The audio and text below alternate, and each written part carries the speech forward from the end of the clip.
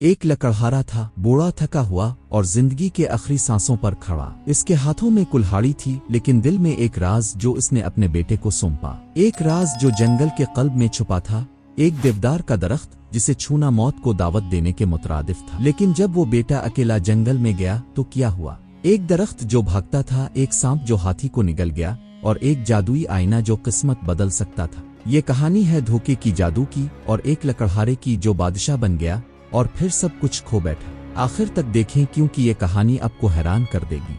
और अगर आप ऐसी दास्तानें सुनना पसंद करते हैं तो अभी सब्सक्राइब करें, क्योंकि यहाँ हर कहानी एक नया सफर है। कहानी शुरू होती है एक छोटे से गांव से जो जंगल के दामन में बसा था। यहाँ के दरख्त आसमान को छूते थे और हवा में लकड़ी की महक बसती थी। इस गांव में रहता था गुलाम रसूल, एक लकड़हारा जिसके हाथों ने बरसों तक कुल्हाड़ी थामी थी। इसकी जिंदगी सादा थी। सुबह जंगल जाता, लकड़ियां काटता और शाम को अपने बेटे अकबर के लिए रोटी लेकर वापस आता। लेकिन अब वो बूढ़ा हो चुका था। इसके बाल सफेद हो गए थे, कमर झक गई थी और सांस लेते वक्त उसके सीने से सीटी की आवाज आती थी। एक शाम जब सूरज जंगल के पीछे गुरूब हो रहा था और आसमान पर नारंगी रंग की चादर बिछ रही थी, गुलाम रसूल अपने झोंपड़े के बाहर चारपाई पर बैठा था। इसके हाथ में एक पुराना पाइप था जिससे धुआं उठ रहा था। वो सोच रहा था, मैंने अपनी पूरी जिंदगी इस जंगल के सहारे गुजारी। मेरी बीवी मर गई और मैंने अकेले अपने बेटे को पाला। लेकिन अब मेरा वक्त खत्म हो रहा है। मैं इसे क्या छोड़ कर जाऊं? पैसा नहीं, दौलत नहीं, बस एक नसीहत। इसने अपने बेटे अकबर को आवाज दी। अकबर जो अब 20 बरस का जवान था, अपने बाप के पास आया। वो लंबा था, इसकी आंखों में चमक थी और चेहरे पर सादगी।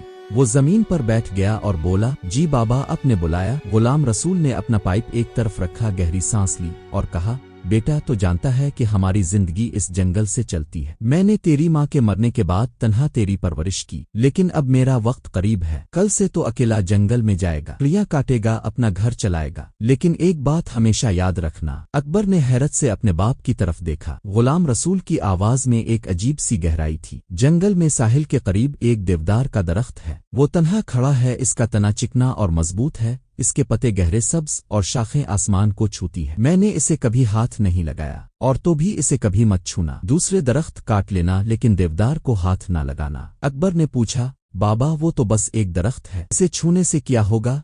गुलाम रसूल ने सर झुकाया। इसके चेहरे पर एक अजीब सा खौफ झलका। बेटा, ये मेरी आखिरी नसीहत है, इसे मत काटना। इसकी सजा बहुत भारी है। इसके अल्फाज हुआ में मुअल्लक रह गए। अचानक इसका सर एक तरफ लुढ़का, सांस रुकी और वो चारपाई से जमीन पर गिर पड़ा। अकबर चीखा, बाबा!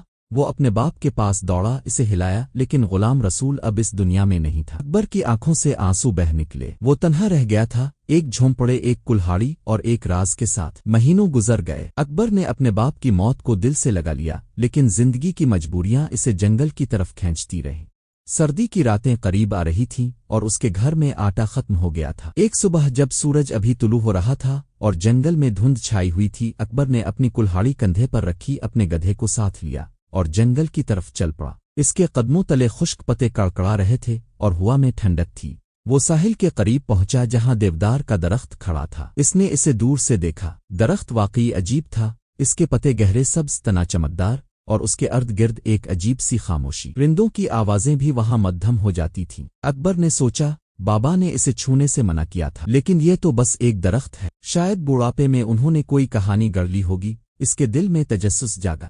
इसने कुल्हाड़ी उठाई और तने पर जोर से वार किया, लेकिन जो हुआ वो इसके वहम व गुमान से बाहर था। जैसे ही कुल्हाड़ी तने से टकराई, दरख्त लर्जा, जमीन हल्की सी हिली और फिर हैरत अंगेज तौर पर दरख्त आगे भागने लगा। अकबर के हाथ से कुल्हाड़ी गिर गई। ये क्या जादू है? वो हैरान रह गया। दरख्त चंद कदम आगे जाकर रुका। अकबर ने एक कदम बढ़ाया तो दरख्त फिर आगे भागा। वो पीछे हटा तो दरख्त वापस अपनी जगह पर आ गया। ये कोई जिंदा चीज है, इसने सोचा। अब उसके अंदर खौफ के साथ साथ तजस्सुस भी जाग चुका था। वो दौड़ा और दरख्त भी दौड़ने लगा। जंगल के घने हिस्सों से गुजरता हुआ वो इसके पीछे भागता रहा। शाखें इसके चेहरे को च्योत, झाड़ियां इसके कपड़ों में अलजित, लेकिन वो रुका नहीं। सूरज ढलता गया और रात का अंधेरा छा गया। अकबर थक कर चूर हो गया था। इसने अपने गधे को रोका, इसे एक दरख्त से बांधा और जमीन पर लेट कर सो गया। इसके ख्वाबों में देवदार का दरख्त नाच रहा था। सुबह जब उसकी आंख खिली तो वो दंग रह गया। वो खुद एक दरख्त की मोटी शाख पर बैठा था और नीचे गधे की जगह हड्डियों का ढेर पड़ा था। चंद कदम दूर वही देवदार का दरख्त खड़ा था, गोया इसका मजाक उड़ा रहा हो। ये क्या हो रहा है?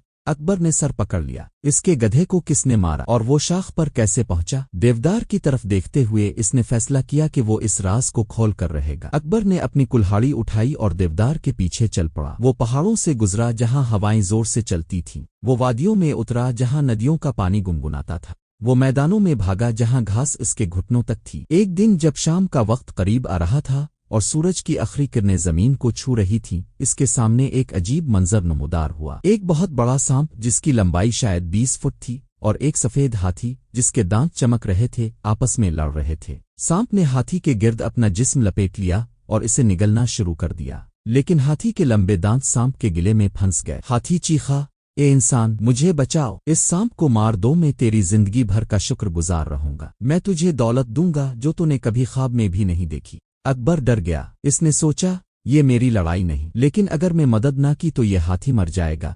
इसने हिम्मत की और कुल्हाड़ी उठाई। इसने हाथी के दांतों पर जोर से वार किया। दोनों दांत टूटकर जमीन पर गिर गए। सांप ने हाथी को मुकम्मल निगल लिया और फिर अकबर की तरफ मुड़ा। इसकी आंखें सुर्ख थीं और जबान बाहर निकली हुई थी। तूने मेरी मदद की, सांप ने कहा। मैं तुझे माल और दौलत दूंगा, मेरे साथ चल। दोनों साथ चल पड़े। रास्ते में एक झील आई जिसका पानी नीला और गहरा था। सांप ने कहा, यहाँ मेरा इंतजार कर, मैं नहाने जा रहा हूँ, डरना मत। और वो पानी में चला गया। अचानक आसमान पर काले बादल छा गए, तेज हवाएं चलने लगे और बिजली कड़की। बारिश की बूंदें जमीन पर गिरने लगे। अकबर ने सोचा, ये सब क्या हो रहा है? लेकिन जैसे ही सांप पानी से बाहर निकला, तूफान थम गया और हर तरफ खामोशी छा गई। सांप अकबर को अपनी माँ के घर ले गया। वो घर जंगल के बीच में था जहाँ चारों तरफ फूलों की खुशबू फैली हुई थी। सांप की माँ ने अकबर का इस्तकबाल किया। इसने कहा, बेटा तो मेरा मेहमान है, खाना खा ले। लेकिन सांप ने अकबर के कान में कहा, खाना मत खाना, बस एक छोटा सा आईना मांगना जो देवदार के दरख्त पर लटका हुआ है। अकबर ने हैरत से सांप की तरफ देखा, लेकिन इसकी बात मान ली। इसने सांप की माँ से कहा, मुझे खाने की जरूरत नहीं, बस मुझे वो आईना दे दें जो देवदार के दरख्त पर लटका है। सांप की माँ ने हैरत से इसे देखा, लेकिन आईना उतार कर इसे दे दिया। अकबर ने आईना लेकर सफर दोबारा शुरू किया। जब वो तन्हा हुआ तो इसने आईने में झांका। अचानक एक देव नमूदार हुआ और बोला, क्या हुक्म है मेरे शहजादे? अकबर ने कहा, मुझे भूख लगी है। पिल भर में इसके सामने लजीज खानों की मेज सज गई। फिर इसने कहा, मुझे एक महल चाहिए, और वो एक शानदार महल के दरवाजे पर खड़ा था। आखिर में इसने कहा, मुझे बादशाह की शहजादी चाहिए, और अगली ही सांस में शहजादी इसके सामने थी। दोनों की शादी हो गई और अकबर की जिंदगी ख्वाबों से भी खूबसूरत हो गई। लेकिन यह खुशी ज्यादा देर ना रही। शहजादी के वालिद के महल से एक बूढ़ी औरत आई। वो समंदर में लकड़ी के डब्बे में बंद होकर इस मुख तक पहुंची थी। इसने शहजादी के दिल में शकूक पैदा किए और जादुई आईना छीन लिया। इसने देव को हुक्म दिया कि लकड़हारे का महल जला दे और शहजादी को वापस इसके बाप के पास ले जाए। अकबर जब शिकार से वापस आया तो राख का ढेर देखकर रो पड़ा। इसकी बली जो महल में थी बच गई थी और अब इसके साथ थी। अकबर ने शहजादी को ढूंढने के लिए सफर शुरू किया। वो इसके बाप के महल में नौकर बन गया। एक दिन इसने शहजादी के खाने में गोश्त का टुकड़ा रखा जो उसके जादुई महल से लाया था। शहजादी ने इसे पहचान लिया और दोनों मिल गए। चूहों के बादशाह की मदद से अकबर ने आईना वापस हासिल किया, अपना महल बहाल किया और बूढ़ी औरत को सजा दी। आखिर में वो और शहजादी खुशहाल जिंदगी गुजारने लगे।